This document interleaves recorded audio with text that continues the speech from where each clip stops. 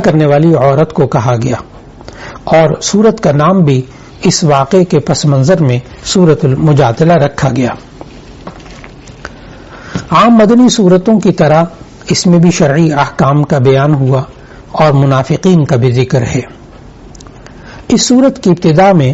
حضرت خولہ بنت ثعلبہ رضی اللہ عنہا کے واقعے کی طرف اشارہ ہے، جو اپنے شوہر حضرت اوس ابن صامت رضی اللہ تعالیٰ عنہ کی شکایت لے کر آئی تھی، جنہوں نے ان سے ظہار کر لیا تھا۔ ظہار کہتے ہیں اپنی بیوی کی پشت کو اپنی ماں کی پشت کے برابر قرار دے دینا، یعنی حرام کر لینا،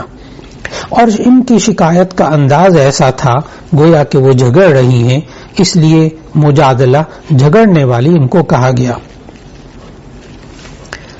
قرآن مجید میں اللہ تعالیٰ نے ظہار کے بارے میں سورت کے اندر احکامات کو اس لیے ذکر